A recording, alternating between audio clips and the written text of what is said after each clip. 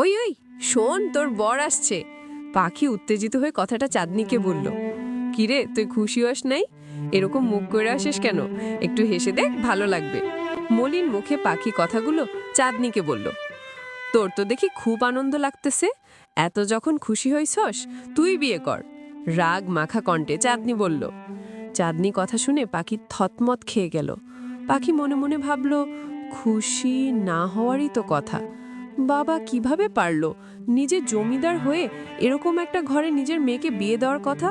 মানলাম চাঁদনি একটু শ্যাম, কিন্তু ওর মতন ভদ্র আছে কয়জন? আসেন, পরিচয় হওয়া যাক। আমি সুমাইলা আক্তার চাঁদনি, ষোড়শী কন্যা। আমার বাবা আকবর সাহেব, তার সব থেকে অপছন্দের কন্যা আমি। তার মতে আমার মতো অভদ্র অকর্মা মেয়ে, অসুন্দর এই পদ্মপাড়ায় আর একজনও নেই।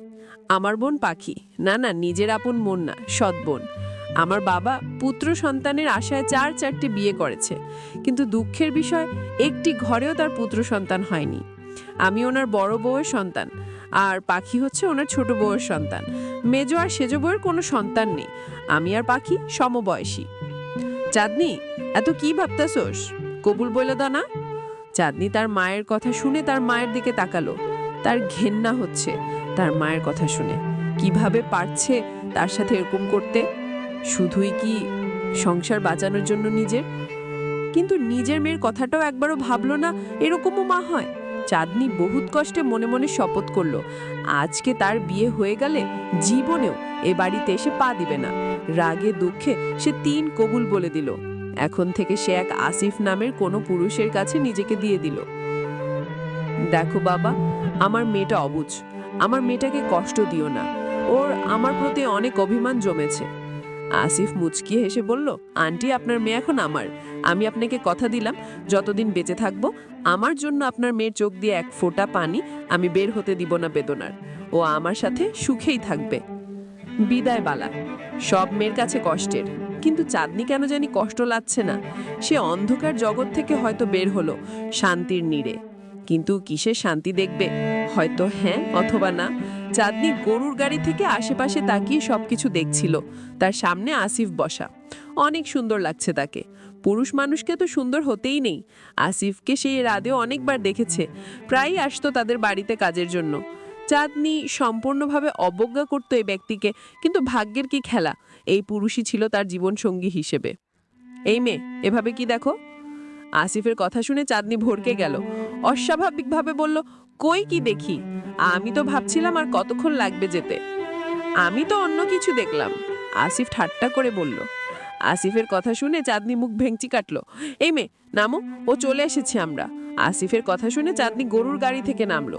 পুরো 1 ঘন্টা একটা জায়গায় বসে থেকে তার কোমর ব্যথা হয়ে গেছে। গাড়ি থেকে নেমে চাঁদনি বলল, এখানে তো কাদা কেন? আমি যাব কিভাবে? আসিফ চাঁদনির দিকে তাকিয়ে বলল, এই যে আমার মতো এভাবে হেঁটে হেঁটে যাবে, আসো আমার পেছনে। চাঁদনি আসিফের পেছনে হেঁটে হেঁটে একটা বড় আঙিনাতে এসে পৌঁছানো।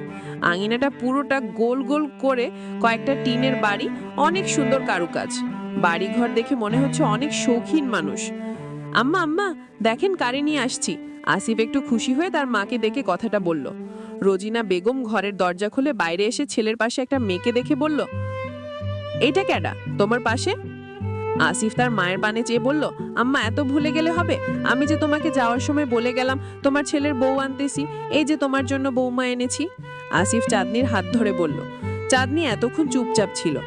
আসিফের মাকে দেখে সালাম দিল। আসসালামু আলাইকুম মা। ওয়ালাইকুম আসসালাম। আসিফ, এটাকে ঘরে নিয়ে যা, তোর সাথে কালকে কথা বলবো। এখন আমি যাই, আমার ঘুম ধরতেছে। এই কথা বলে রোজিনা বেগম ভারুক্রান্ত মন নিয়ে ঘরে গেল।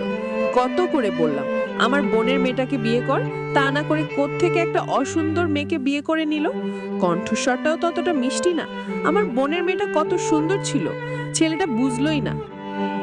আপনার মায়ের মনে হয় আমাকে পছন্দ হয়নি। আসিফের কথা শুনে এফিক বলল, আরে মা একটু অন্যরকম, তুমি আসো আমার সাথে ঘরে, দেখবে কালকে সব ঠিক হয়ে যাবে। আসিফের কথা শুনে চাঁদনি আসিফের পিছন পিছন আসিফের ঘরে গেল। তোমার জামা কাপড় আছে এই ব্যাগে, তুমি জামা কাপড় পাল্টে নাও, আমি আসছি। আসিফের কথা শুনে চাঁদনি মাথা নাড়ালো। বিয়ের শাড়িটা খুলে চাঁদনির মাথা ব্যথাটা একটু কমলো। সে কখন থেকে এই ভারী শাড়িটা পরেছিল। আসিফ একটু আগেই ঘরে এসেছে, সে এসেই বিছানায় শুয়ে পড়েছে। এই, আপনি তো বিছানায় শুয়ে পড়লেন, আমি কোথায় ঘুমাবো? চাঁদনির কথা শুনে আসিফ ভ্রু কুঁচকে